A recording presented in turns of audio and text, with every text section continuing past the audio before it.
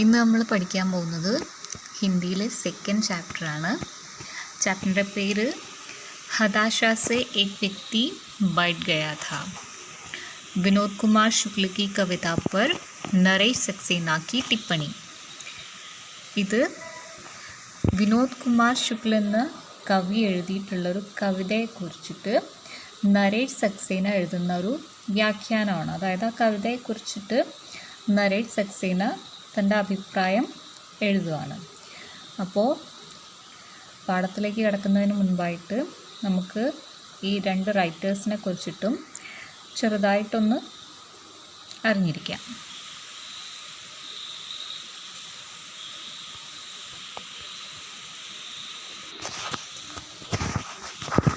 അപ്പോൾ ആദ്യമായിട്ട് ഈ കവിത എഴുതിയിട്ടുള്ള കവിയെക്കുറിച്ച് നമുക്ക് നോക്കാം.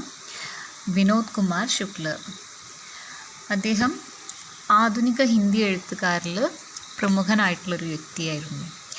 1937 ജനുവരി 1 മധ്യപ്രദേശിലായിരുന്നു അദ്ദേഹത്തിൻ്റെ ജനനം.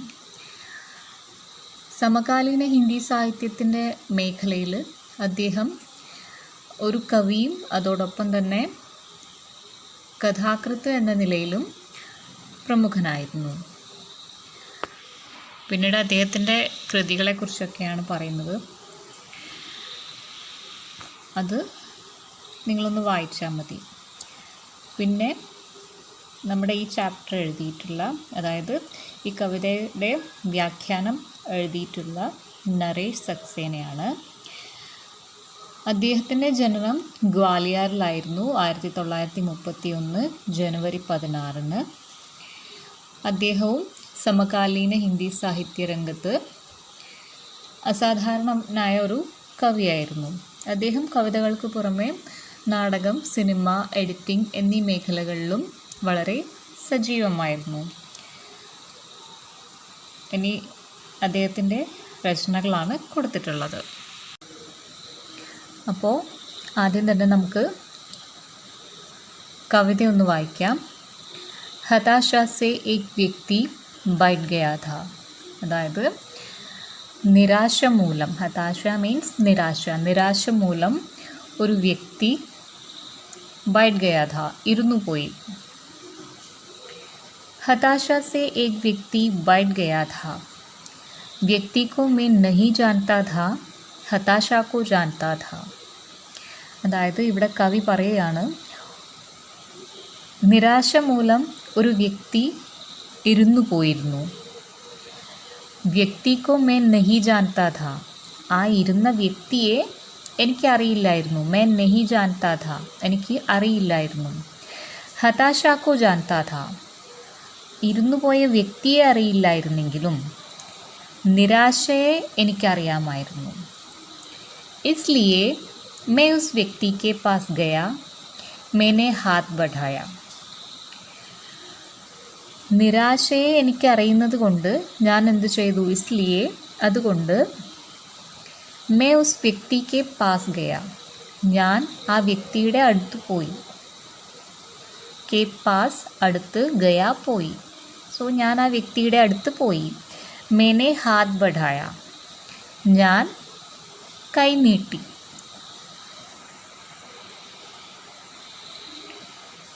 मेरा हाथ पकड़कर वह खड़ा हुआ.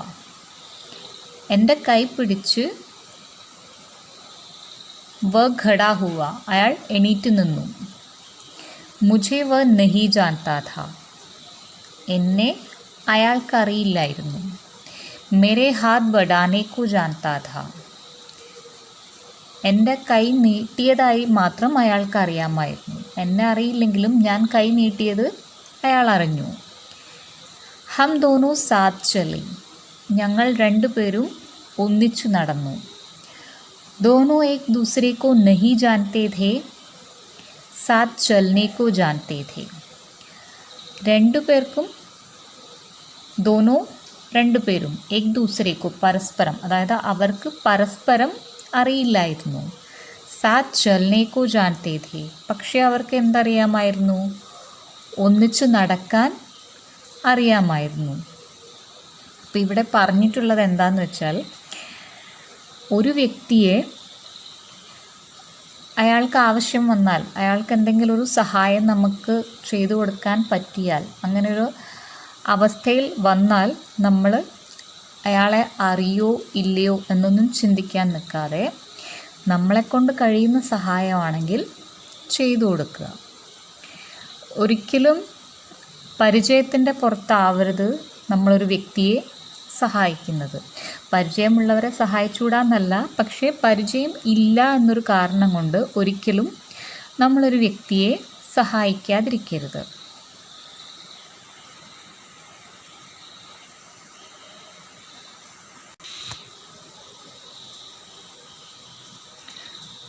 ഇനി നമുക്ക് പാഠത്തിലേക്ക് കടക്കാം. विनोद कुमार शुक्ल अपनी मौलिकता के साथ ही भाषा की अनगढ़ता के लिए विख्यात है.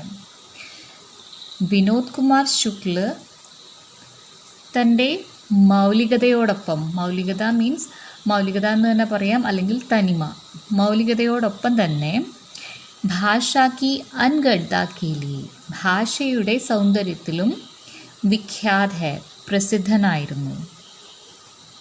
किंतु इस कविता में मौलिकता होने के साथ ही वे काव्य शिल्प के सिद्ध कवि की तरह भी दिखाई देते हैं. പക്ഷേ ഈ കവിതയിൽ മൗലികതയോടൊപ്പം തന്നെ അദ്ദേഹം കാവ്യശില്പത്തിലും പൂർണ്ണത നേടിയ ഒരു കവിയായി കാണപ്പെടുന്നു. दिखाई देते हैं मीन्स കാണപ്പെടുന്നു.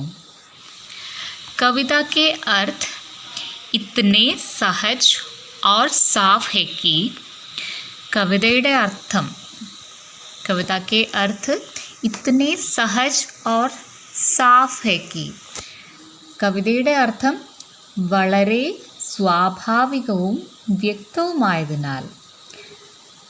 സഹജ് മീൻസ് സ്വാഭാവികം, സാഫ് മീൻസ് വ്യക്തം, വളരെ ക്ലിയറാണ്, സിമ്പിളാണ്.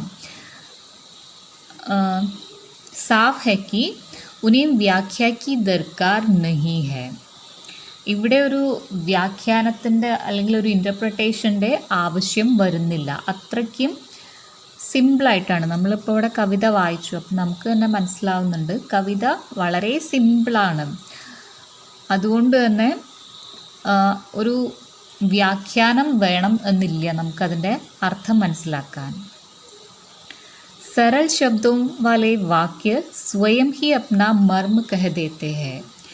വളരെ ലളിതമായ പദങ്ങളോട് കൂടിയ വാക്യങ്ങൾ സ്വയം അതിൻ്റെ അർത്ഥം പറഞ്ഞു തരുന്നു. അതായത് അത്രയ്ക്ക് സിമ്പിളായിട്ടുള്ള വാക്കുകളാണ് അദ്ദേഹം ഈ കവിതയ്ക്കകത്ത് ഉപയോഗിച്ചിട്ടുള്ളത്. അങ്ങനെ സിമ്പിളായിട്ടുള്ള വാക്കുകൾ ഉപയോഗിച്ചുണ്ടാക്കിയ സെൻറ്റൻസ്, അപ്പോൾ അത്രത്തോളം അത് ലളിതമാണ്, സിമ്പിളാണ്. അപ്പം നമുക്ക് വളരെ വേഗം തന്നെ, അതായത് ആ സെൻറ്റൻസ് വായിക്കുമ്പോൾ തന്നെ അതിൻ്റെ അർത്ഥം നമുക്ക് മനസ്സിലാകുന്നു. व्यक्ति को मैं नहीं जानता था, हताशा को जानता था, कहते ही वे जानने की हमारी उस जानी पहचानी रूठी को तोड़ देते हैं जो व्यक्ति के नाम, पते, उम्र, ओहदे या जाति से जानने को जोड़ती है. ഇവിടെ വ്യക്തിക്കോ മേ നഹി ജാൻതാ ഥാ, കവിതയ്ക്കകത്ത് പറയുന്നുണ്ട് വ്യക്തിയെ എനിക്ക് അറിയില്ലായിരുന്നു. ഹതാശാക്കോ ജാൻതാ ഥാ, നിരാശയെ എനിക്കറിയാമായിരുന്നു. അങ്ങനെ പറഞ്ഞുകൊണ്ട് जानने की हमारी उस जानी पहचानी रूठी को तोड़ देते हैं, അതായത് അറിയുക എന്ന വാക്കിന് ഒരർത്ഥം നമുക്ക് പരിചിതമാണ്. അതായത് നമുക്ക് ഏതെങ്കിലും രീതിയിൽ പരിചയമുള്ള ഒരു വ്യക്തി, അതാണ് നമ്മുടെ അറിവിൽ അറിയുക എന്ന് വെച്ചാൽ. അല്ലാതെ ഈ കവിതയ്ക്കകത്ത് ഹതാശാക്കോ ജാനത്തെ ഥേ എന്നാണ് പറയുന്നത്, നിരാശയെ എനിക്കറിയാമായിരുന്നു, അല്ലാതെ നിരാശപ്പെട്ട് നിൽക്കുന്ന വ്യക്തിയെയല്ല അറിയുന്നത്. സാധാരണഗതിയിൽ നമ്മൾ എനിക്ക് ആ വ്യക്തിയെ അറിയാം എന്നാണ് പറയുക. അതാണ് പറഞ്ഞത് ജാനി പഹചാനി റൂഠി കോ തോട് ദേത്തെ ഹെ. സാധാരണ നമുക്ക് പരിചിതമായ ആ രീതി അതിനെ ഇവിടെ കവി എന്ത് ചെയ്യുന്നു? പൊട്ടിച്ചെറിയുകയാണ് ചെയ്യുന്നത്. ജോ വ്യക്തി കെ നാം പത്തെ ഉമ്ര ഓഹദെ യാ ജാതി സെ ജാനനെ കോ ജോഡ്തി ഹെ. നമ്മളൊരു വ്യക്തിയെ അറിയുന്നത് അയാളുടെ പേര്, അഡ്രസ്സ്, വയസ്സ്, ഓഹദെ മീൻസ് പൊസിഷൻ, അയാളുടെ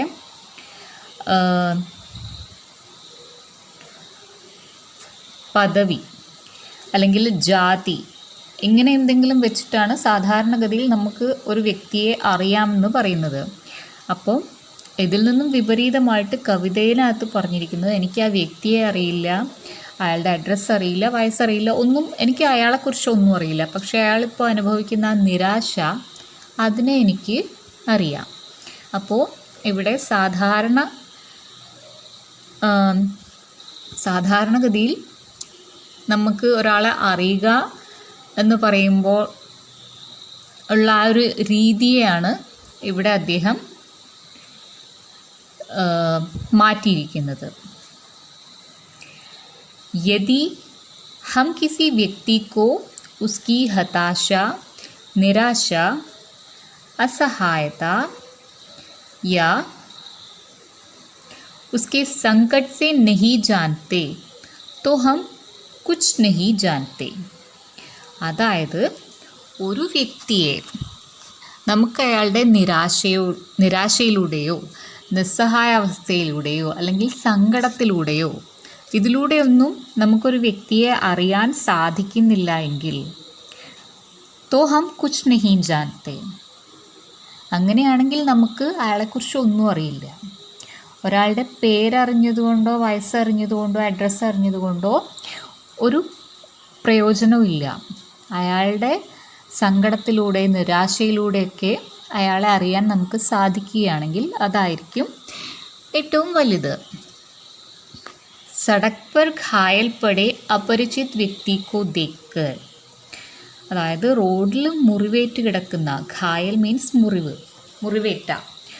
മുറിവേറ്റ अपरिचित व्यक्ति को देखकर क्या हम कह सकते हैं कि उसे हम नहीं जानते. അപ്പോൾ റോട്ടിൽ ഒരാൾ മുറിവേറ്റ് കിടക്കുകയാണെങ്കിൽ നമുക്ക് പറയാൻ പറ്റുമോ അയാളെ നമുക്ക് അറിയില്ല എന്ന്? വാസ്തവ് में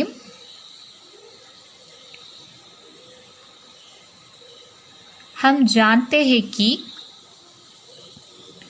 यह व्यक्ति मुसीबत में है और इसे हमारी मदद की ज़रूरत है.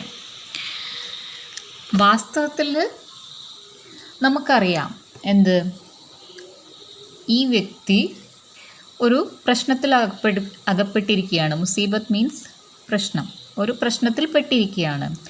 और इसे हमारी मदद की ज़रूरत है. ഇയാൾക്ക് എന്ത് വേണം? ഹമാരി മദത്, നമ്മുടെ സഹായം ആവശ്യമാണ്. ज़रूरत है എന്ന് പറഞ്ഞാൽ ആവശ്യമാണ്. അപ്പോൾ റോട്ടിൽ ഒരാൾ മുറിവേറ്റ് കിടക്കുമ്പോൾ, ആക്സിഡൻറ്റ് പറ്റി കിടക്കുമ്പോൾ ഒരിക്കലും അയാളെ എനിക്കറിയില്ല, എനിക്ക് പരിചയമില്ലാത്ത ആളാണ് എന്ന് പറഞ്ഞിട്ട് നമ്മൾ അയാളെ തള്ളിക്കളയില്ല. ഇപ്പോൾ ഇയാളൊരു പ്രശ്നത്തിൽ പെട്ടിരിക്കുകയാണ്, അല്ലെങ്കിൽ അയാളൊരു അപകടത്തിൽ പെട്ടിരിക്കുകയാണ്. അപ്പോൾ അയാൾക്ക് എൻ്റെ അല്ലെങ്കിൽ ഞങ്ങളുടെ സഹായം വേണം എന്നാണ് നമ്മൾ ചിന്തിക്കേണ്ടത്. यह कविता मनुष्य को मनुष्य की तरह जानने की याद दिलाती है. ഈ കവിത മനുഷ്യനെ പോലെ തിരിച്ചറിയുക എന്നാണ് നമ്മളെ ഓർമ്മപ്പെടുത്തുന്നത്. कवि लगातार नहीं जानने और जानने का बयान करती जाती है. ഈ കവിതയ്ക്കകത്ത് ഒരുപാട് പ്രാവശ്യം ലഗാത്താർ മീൻസ് കണ്ടിന്യൂസ്ലി, തുടർച്ചയായി അല്ലെങ്കിൽ നിരന്തരം, നഹി ജാൻത്തെ ഓർ ജാൻത്തെ ഈ രണ്ട് വാക്കുകൾ നമുക്ക് ആ കവിതയിൽ നോക്കിയാൽ കാണാം ഒരുപാട് തവണ കവി ഉപയോഗിച്ചിട്ടുണ്ട്. ശില്പ കി ഇസ് ബാരീക് കാരിഗരി കോ ദേഖേ. അപ്പോൾ ഇതിനകത്ത് കവിതാശില്പത്തിൻ്റെ സൂക്ഷ്മമായ ശില്പവിദ്യയാണ് അദ്ദേഹം ഇവിടെ കാണിച്ചിരിക്കുന്നത്. അതായത് ഒരു കവിതയ്ക്ക് ഭംഗി കൂട്ടാൻ അതിനകത്ത് കവി പലതും ചേർക്കും. ഇവിടെ അതുപോലെ നഹി ജാൻത്തെ ഓർ ജാൻത്തെ ഈ രണ്ട് വാക്കുകൾ കവിതയുടെ ഭംഗി കൂട്ടാനും വേണ്ടി അദ്ദേഹം വീണ്ടും വീണ്ടും ഉപയോഗിച്ചിരിക്കുകയാണ്. അപ്പോൾ അതിനെക്കുറിച്ചിട്ടൊന്ന് നോക്കാം. वह मुझे नहीं जानता था, हाथ बढ़ाने को जानता था. हम एक दूसरे को नहीं जानते थे, साथ साथ चलना जानते थे. यह नहीं जानना और जानना कविता में किसी लोकगीत की स्थाई की तरह बार बार लौटता है. അപ്പോൾ ഈ കവിതയ്ക്കകത്ത് വ മുझे नहीं जानता था, അവന് എന്നെ അറിയില്ലായിരുന്നു. ഹാത്ത് ബഡാനേക്കോ ജാൻതാ, ഞാൻ കൈ നീട്ടിയത് അറിയാമായിരുന്നു. ഹം ഏക് ദൂസരേക്കോ നഹി ജാൻതേ ഥേ, ഞങ്ങൾക്ക് രണ്ടുപേർക്കും പരസ്പരം അറിയില്ലായിരുന്നു. സാത്ത് സാത്ത് ചൽനാ ജാൻതേ ഥേ, ഒന്നിച്ച് നടക്കാൻ അറിയാമായിരുന്നു. ഇങ്ങനെ നഹി ജാന്ന ജാന്ന, അറിയില്ല അറിയും എന്നുള്ള ഈ രണ്ട് വാക്ക് കവിതയിൽ ഉപയോഗിച്ചിരിക്കുന്നത് കണ്ടാൽ നമുക്ക് എന്തു തോന്നും? ഏതോ ഒരു നാടോടിപ്പാട്ടിനെ പോലെ. നാടോടിപ്പാട്ടുകളിൽ അങ്ങനെയാണല്ലോ, ചില വാക്കുകൾ വീണ്ടും വീണ്ടും ആവർത്തിച്ചുകൊണ്ടിരിക്കും. അപ്പോൾ ഇതിനകത്ത് ഈ കവിതയ്ക്കകത്ത് നഹി ജാന്ന ഓർ ജാന്ന ഈ രണ്ട് വാക്കുകൾ നമ്മൾ കേൾക്കാറുള്ള നാടോടിപ്പാട്ടുകൾ പോലെ, നാടൻ പാട്ടുകൾ പോലെ വീണ്ടും വീണ്ടും തിരിച്ചു വന്നുകൊണ്ടിരിക്കുകയാണ്. गद्य में लिखी हुई किसी कविता में लिरिकल या गीतात्मकता का बोध इस खूबी के साथ हिंदी की किसी कविता में आया है, याद नहीं आ रहा. അതായത് ഈ കവിത ആദ്യമേ പറഞ്ഞു വളരെ സിമ്പിളായിട്ട് എഴുതിയിട്ടുള്ളതാണ്. ഗദ്യമേ ലിഖി ഹുയി ഹെ, ഗദ്യാത്മകമാണ്. അതായത് പദ്യത്തിന് അകത്തുള്ള പോലെയല്ല, അതൊരു നമുക്ക് വായിക്കുമ്പം ഒരു കവിത വായിക്കുന്നത് പോലെയല്ല തോന്നുന്നത്. നമ്മൾ ശരിക്ക് എന്തോ ഒരു കഥ വായിക്കുന്നത് പോലെ അത്രയും സിമ്പിളായിട്ടാണ് എഴുതിയിട്ടുള്ളത്. സാധാരണ രീതിയിലൊരു കവിത എഴുതുക എന്ന് പറയുമ്പോൾ നമുക്ക് വായിച്ചെടുക്കാനും അതിൻ്റെ അർത്ഥം മനസ്സിലാക്കാനും ഒക്കെ ഒരുപാട് ബുദ്ധിമുട്ടുണ്ടായിരിക്കും. ഇവിടെ ആ ഒരു ബുദ്ധിമുട്ടും ഇല്ലാതെ ഒരു ഗദ്യരൂപത്തിലാണ് കവിത എഴുതിയിട്ടുള്ളത്. അപ്പോൾ ഗദ്യരൂപത്തിൽ എഴുതിയിട്ടുള്ള ഒരു കവിതയിൽ ഇതുപോലെ ഗീതാത്മകതാക്ക ബോധ്, ഒരു ഗീതത്തിനുണ്ടായിരിക്കേണ്ട, ഒരു പാട്ടിനുണ്ടായിരിക്കേണ്ട ഇത്തരം സവിശേഷതകളൊക്കെ അടങ്ങിയ ഒരു കവിത ഹിന്ദിയിൽ ഇതുപോലെ വേറെ ഏതെങ്കിലും ഒരു കവിതയിൽ ഇത്തരം പ്രത്യേകതകൾ അടങ്ങിയ ഒരു കവിത ഹിന്ദിയിൽ വേറെ ഉണ്ടോ എന്ന് എനിക്ക് ഓർമ്മയില്ല എന്നാണ് ഇവിടെ നരേഷ് സക്സേന പറഞ്ഞിരിക്കുന്നത്. जैसे किसी गज़ल में आखिरी शेर के आखिरी शब्द श्रोताओं की ज़ुबान पर आपसे आप आ जाते हैं, वैसे ही इस कविता के अंतिम शब्द यानी साथ साथ चलना के बाद यदि कविता पाठ रोक दिया जाए तो सुनने वाले खुद वाक्य पूरा कर देंगे और कहेंगे जानते थे. അതായത് ജैसे किसी ഗസൽ में, അതായത് ഗസൽ ഉണ്ടല്ലോ, അപ്പം ഈ ഗസലിലെ ആഖിരി ഷേർ കെ ആഖിരി ശബ്ദ്, അവസാന ലൈനിലെ അവസാന വാക്ക് ശ്രോതാओं की जुबान पर आपसे आप आ जाते हैं. ഒരു ഗസൽ ഇങ്ങനെ കേട്ടുകൊണ്ടിരിക്കുന്ന ഒരാൾക്ക് ഒരുപാട് തവണ ലൈൻസ് ഇങ്ങനെ കേട്ടുകൊണ്ടിരിക്കുമ്പോൾ പിന്നെ ആ ഗസലിൻ്റെ ലാസ്റ്റ് വേർഡ് എത്തുമ്പോൾ ഓട്ടോമാറ്റിക്കലി എന്തായിരിക്കും, അയാളുടെ വായിന്ന് ആ വാക്ക്, അതായത് ആ ഗസലിൻ്റെ ലാസ്റ്റ് സെൻറ്റൻസിലെ ലാസ്റ്റ് വാക്ക് ഓട്ടോമാറ്റിക്കലി എന്തായിരിക്കും, അത് കേൾക്കുന്നവരുടെ വായിൽ നിന്ന് വരും. അതുപോലെ തന്നെ ഈ കവിതയുടെ അവസാന വാക്യം എന്താ, സാത്ത് സാത്ത് ചൽന ജാൻതേ ഥേ.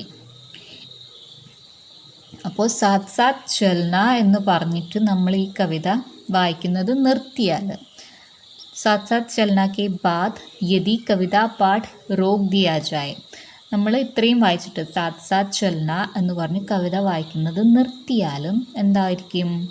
തോ സുന്നെ വാലെ കേൾക്കുന്നവർ ഖുദ് വാക്യ പൂരാ കർ ദേംഗെ, അവർ സ്വയം ആ സെൻറ്റൻസ് കംപ്ലീറ്റ് ചെയ്യുമായിരുന്നു. ഓർ കഹേങ്കെ ജാൻതേ ഥേ, എന്നിട്ട് നമ്മൾ എവിടെയാണോ സ്റ്റോപ്പ് ചെയ്തത് അവർ അതിൻ്റെ കൂടെ ജാൻതേ ഥേ എന്നുള്ള വാക്കും കൂടെ പറയുമായിരുന്നു.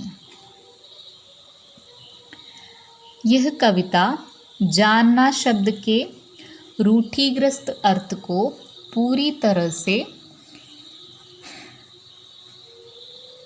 ബദൽ ദേത്തി ഹെ.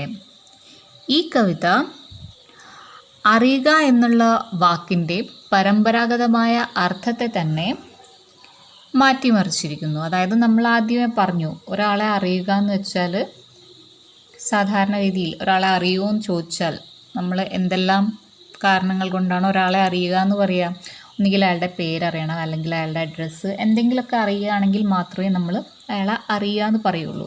പക്ഷേ ഇവിടെ അയാളുടെ ആ ഒരു ഫീലിങ്ങിനെ അറിയുന്നത് കൊണ്ടാണ് ഇവിടെ അറിയുക എന്ന് പറഞ്ഞിരിക്കുന്നത്. അപ്പോൾ സാധാരണ രീതിയിലുള്ള പരമ്പരാഗതമായിട്ടുള്ള അറിയുക എന്നുള്ള വാക്കിൻ്റെ അർത്ഥം തന്നെ ഇവിടെ കവി മാറ്റിയിരിക്കുന്നു. ഇസ് കവിത की पहली 2 पंक्तियों में ही कवि अपनी पूरी बात कह देता है. ഈ കവിതയുടെ ആദ്യത്തെ 2 വരികളിൽ തന്നെ, പെഹലി 2 पंक्तियों में ही, ആദ്യത്തെ 2 വരികളിൽ തന്നെ കവി അപ്നി പൂരി ബാത്ത്, തനിക്ക് എന്താണോ പറയാനുള്ളത് അത് മുഴുവനായും ആദ്യത്തെ 2 വരികളിൽ തന്നെ പറഞ്ഞു കഴിഞ്ഞു. शेष पंक्तियाँ उसी कहे गए को और सघन और गहरा करती है. ബാക്കി പിന്നീട് വരുന്ന വരികളെല്ലാം ആദ്യം പറഞ്ഞ ആ 2 വരികളെ കുറച്ചുകൂടെ ഒന്ന് ഉറപ്പുള്ളതും കുറച്ചുകൂടെ ഒന്ന് ആഴത്തിലുള്ളതും ആക്കുന്നതാണ്. അതായത് ആ 2 വരികൾ, ആദ്യത്തെ 2 വരികളെ സപ്പോർട്ട് ചെയ്യാൻ വേണ്ടിയിട്ടുള്ളതാണ് ബാക്കി കൊടുത്തിരിക്കുന്ന വരികൾ. कविता का संदेश है कि 2 मनुष्यों के बीच मनुष्यता का एहसास यानी मानवीय संवेदना होना ज़रूरी है, जानकारियाँ ज़रूरी नहीं है. അപ്പോൾ ഈ കവിതയുടെ സന്ദേശം എന്താണെന്ന് വെച്ചാൽ, 2 മനുഷ്യോं के बीच, 2 മനുഷ്യർക്കിടയിൽ, മനുഷ്യതാ കാ എഹ്സാസ്, മനുഷ്യത്വത്തിൻ്റെ ബോധം, അതായത് മാനവീയ ബോധം ഉണ്ടായിരിക്കണം. ജാൻകാരിയ ജറൂരി നഹി ഹെ, വിവരങ്ങളല്ല ഇവിടെ ആവശ്യം, മനുഷ്യത്വത്തിൻ്റെ ബോധമാണ് ആവശ്യം. കിന്തു യേ സന്ദേശ് കവിത മേ ഉപദേശ് കി തരഹ നഹി ആത്താ. കവി ഇവിടെ ഉദ്ദേശിച്ചിരിക്കുന്ന സന്ദേശം നമുക്ക് മനസ്സിലാകുന്നുണ്ട്. പക്ഷേ കിന്തു യേ സന്ദേശ്, ഈ സന്ദേശം കവിതാമേ ഉപദേശ് കി തരഹ നഹി ആത്താ. നമുക്ക് ഈ കവിത വായിക്കുമ്പോൾ ഒരിക്കലും കവി നമ്മളെ ഉപദേശിക്കുകയാണെന്ന് തോന്നുന്നില്ല. ഒരു ഉപദേശം പോലെയല്ല ഒരിക്കലും കവി ഇത് പറഞ്ഞിട്ടുള്ളത്. പക്ഷേ ആ കവിത വായിക്കുമ്പോൾ തന്നെ നമുക്ക് ആ സന്ദേശം ലഭിക്കുന്നു.